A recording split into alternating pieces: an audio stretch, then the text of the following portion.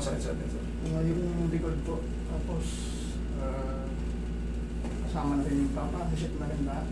Opo, hindi po ano pong nangyari po sa atin before. Matagal na siguro 5 years yung naumpog ako. Kaya dito ako nagawang timba. Yung tipong nakakabang ka na hindi umabot yung paa. Pero, Hindi, yung pinaka-latest, bakit siya umiin na ngayon? Anong nangyari sa'yo? Ano yung ginawa mo? Nagtumba ka ba? Nadulas? wala naman. Nagbuhat ka ng mabigat? May tumunog sa likod mo? Anong? Wala naman pero... Wala kang maalala? Basta na lang sumakit? Oo. Wala kang opera? Wala po. Kailangan lang natin maklear kasi yung iba, nakakalimutan, nasagasaan pala ng tricycle, nalaglag pala sa hagdan. Kaya ako kayong tinatanong, para po sa rin mismo may paliwanag nyo. Kung nadulas ba kayo sa banyo, ngayon. Siyempre, yung iba nadudulas sa banyo, may bowl, masasakto yung loob. Maraming kwento kaya. Pero kung wala meron, diretso karate. Okay? Yung anong concern ko yung kuryente sa likod pagkatlayga. Kumukuryente sa likod pag nakahiga ka. Tapos sayate pa siguro yung ano dito sa... Saan po ba nagsushoot? Dito sa kaliwa. Dito sa baba? Okay. Sige. Pag mga ganyan nararamdaman nyo, tandaan nyo, pag may nagaground, pag ground ang pakaramdam nyo, ibig sabihin, yung blood circulation nyo napipigilan. Parang ganito lang yan, oh. Ito, alam nyo naman, pulsuhan to, oh. Pindutin ko, ipitin ko yung pulsuhan mo. In a few seconds, kita mo mamamanid yung kamay mo. Pero pag pinakawalan ko, ganyan niya sa likod mo para nadidiinan din yung... Kaso, hindi sa buong likod yan, may portion lang. Kasi itong mga spinal nerve na yan, pag gano'n yan, papunta sa baba. 2 buwan niya akong natulog, basta na nakapuli kasi hirap bumangon, bakit Oo. galaw ko ng bonte. May, ibig sabihin niya, may mga nakakalso na facet joint or ano, mga capsule joint. Yung mga maliliit na joint, yan ang mga kumakalso. Kaya pagka tatayo si sir, nahihirapan siya, sakit sa likod. At rin yung mga kamay ko, napakadali ng awit eh.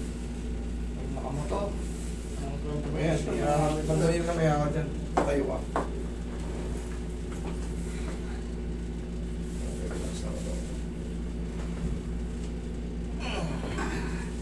Hindi ka matagilid, ibarin mo muna yung shoes mo.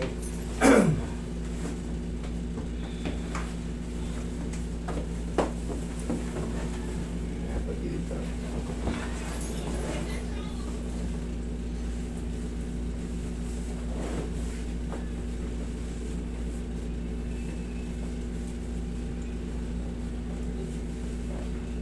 Relax lang. Relax lang. Yan, sige pa. Kabilang side.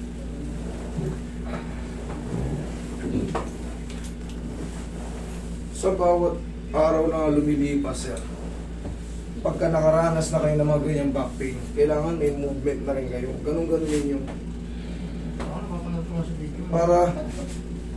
para kumalas yung tinatawag nating mga ano.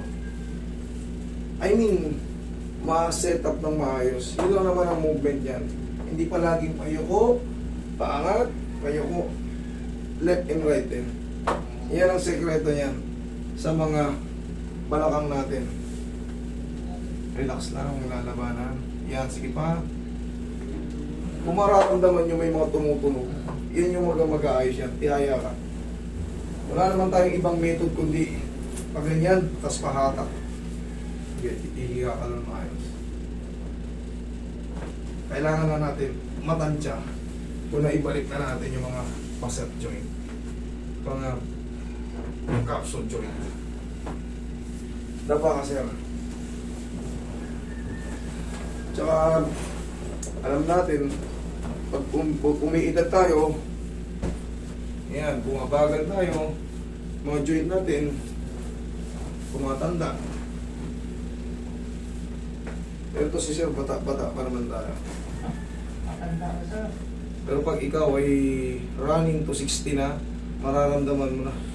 Dati kaya kong tumakbo ng matulin eh. Ngayon, parang pag yung lang ako, parang may umaharang na. Yan ang sinasabing sign of aging. Kusa tayong pababagali ng panahon. Kung dati nakakatalon tayo, ngayon parang pag umidad, pag nag-senior citizen ka, makakatalon ka, so mababa pa sa bote ng ng century tula. Kasi pag nakatag yung katawan natin, umiinta.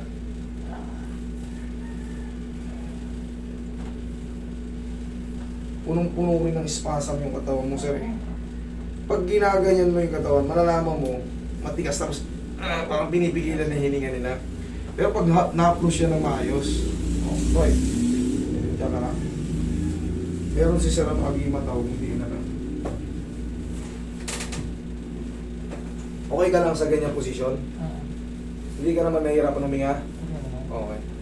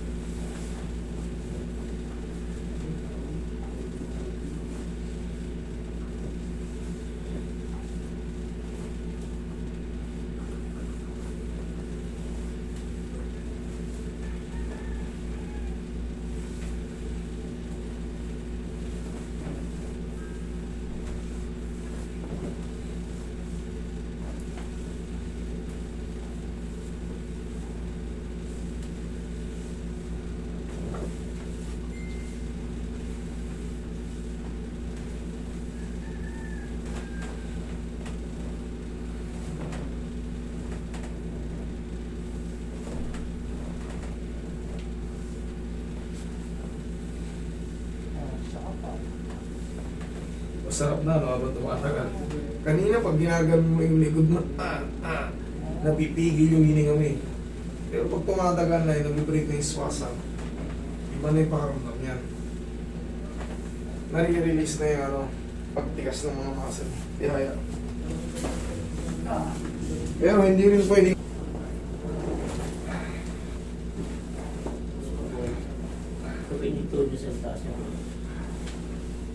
Yung mga itong mga back pain, nagsisimula yan sa pagkasira ng disc. Pag nasira yung disc natin, pag hindi natin naagapan, kasi bumababa nga yung malilit na joint eh. Yung mga tumutunog sa mga pagkilos sa likod, yun yung mga binabanggit ko, mga facet joint, capsule joint. Yun, tumutukod dyan sila. Ang sagot lang din dyan, palalagutukin. Pero kailangan marunong yung magpapalagutok. Marunong magtansya. Kung naibalik na ba. Kasi may test pa yan. Paano iti-test? Halika. Wait lang ha. Relax na. Inhale. Exhale. Diyan ka lang muna. Paano siya iti-test? Kung nakabalik na ng maayos. Una, pag nakalatag ka na bang paghiga, namamanhid ka, may masakit? Wala. Wala naman. Wala. Isa. Good. Tapos, ganito. Iangat nyo yung paa. Ipitin nyo ng ganyan. Masakit? Wala. Wala naman. Medyo tukod na eh. Tukod? Okay. Ito, mayroon pa. Yan. Ibig sabihin, mayroon pa. Ipit. Kailangan kasi yan. Yan. Wala. Hindi naman masakit yun. Okay. Okay lang. Kabila, meron pa. Tagilid ka ulit. Huwag mong lalabanan yung katawan mo, sir. Huwag mong titigasan. Hindi yan mababali. Maniwala ka sa akin. Yun ang pag-test. Doon pa lang malalaman mo na kung meron pang nakatukod. Okay, relax lang. Huwag mong lalabanan. Okay, ihaya ka ulit. Okay, in a few seconds, hayaan mo muna sumingaw. May tumunog eh. May tumunog. Lakas. Yun yung hinahanap natin. Kailangan marunong tayong magtansya kung ano yung mga tumutunog. Pero kailangan yung tumunog. Pag humiga ka, master, parang lalo sumakit ah. Dapat hindi ganun. Kailangan pag humiga siya, the same pa rin, kumbaga walang nangyaring masakit. Okay? Pag tumunog, ibig sabihin, tama na yung binligan. Pero pag na-dislocate mo ulit yun, pag-iinit yun, kaya pinapasingaw ko ng konti. Para malaman nyo kung mali. Okay? Ipitin natin siya ulit ngayon. Oh. Oh, di ba? Okay. Ibig sabihin, shoot na sa ano. Pero huwag kayong magpapakasigurado na habang buhay na yan. Ang ibig sabihin yan, sira na yung dish nyo. Ngayon, huwag kayong magbubot na sobrang bigat. O kaya yung bigla ang yuko. Kunyari, naliligo tayo. Sa mga Pilipino, normally, siyempre, hindi naman tayo pinanganak talagang mayaman na ano eh. Kadalasan, tabo talaga tayo pag naliligo ha. Mas marami nagtatabo kasi yung iba, shower, di ba? Pagka kayo ay nagsha-shower, okay lang. Kasi nandito na agad yung tubig eh. Pero kung tabo kayo sa bahay, maglagay kayo ng bangkito. Kasi nakaka-apekto yan. Pag galing na kayo sa pag galing na kayo sa lower back before na masakit. Pag ganyan kayo ng ganyan, marami ng kwento niyan dito, hindi na pag ganun, ma, ang sakit, hindi ako alalayan mo ko, hindi ako makalabas sa banyo, hindi ako makatayo na maayos. Kumakanso yun. Kaya ang the best, bangkito. Nakaganon na kayo. Pero kung may shower naman kayo or improvised shower, mas the best sa mga nakaranas na ng lower back. Okay? Pag pumulot nga ako sa side, hirap eh. Oo, di ba? Mahanap ako na mahawakan, baka yung ibang weight kong mapunta. Yes, ganun nangyayari. Ganun din yung para ka lang di may punipulot pag naliligo. Okay? Kaya ako sinasabi yan kasi marami ng instances na pumunta rito, ganun lang. Yung iba nga nagbuhos lang ng ano eh. Ihi eh. Yan ano lang binuhusan, umihi, binuhusan na nga, kumuha sa tabo. O. Tawag na ng kamag-anak, hindi na makalabas sa banyo, then hindi maiganon. Gumagapang. Tagilid. Pag ganito sa akin. Sakit dito sa gitna. Dito. Okay. Sa gitna.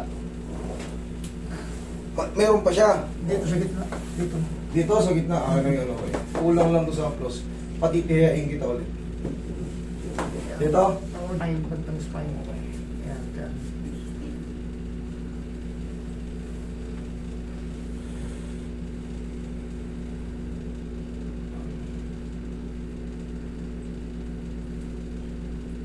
Yan ang papahirap sa akin pag magbabago ng posisyon, pag natutulog, ang sakit. Papangon ka ng iihi. Kaya ka ulit.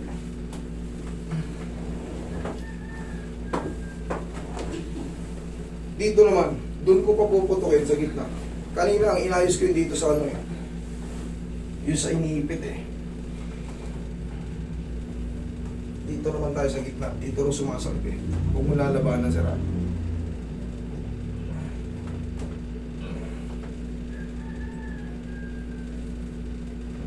Okay, kaya ka ulit.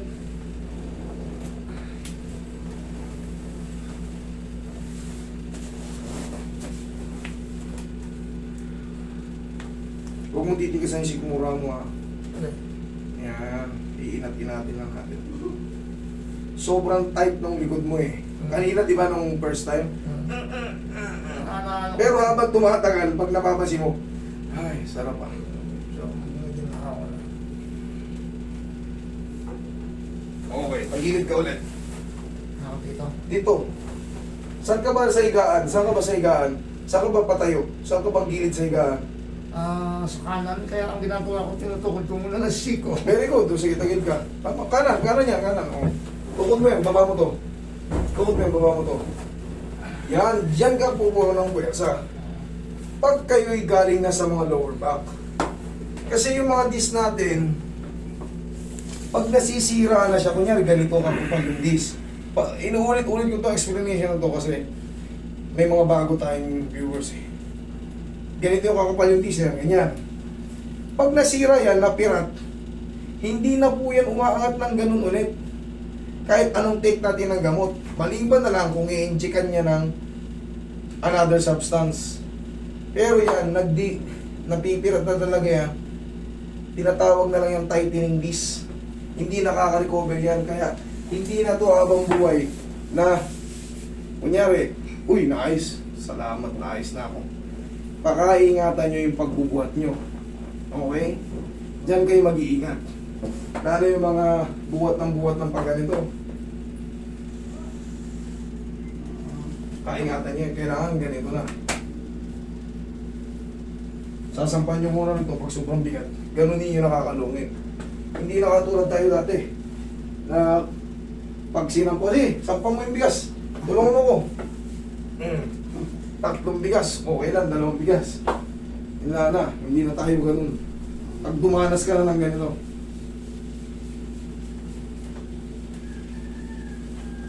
Okay, tayo ka sir. Oh, sa umaga ganito. 1, 2, go.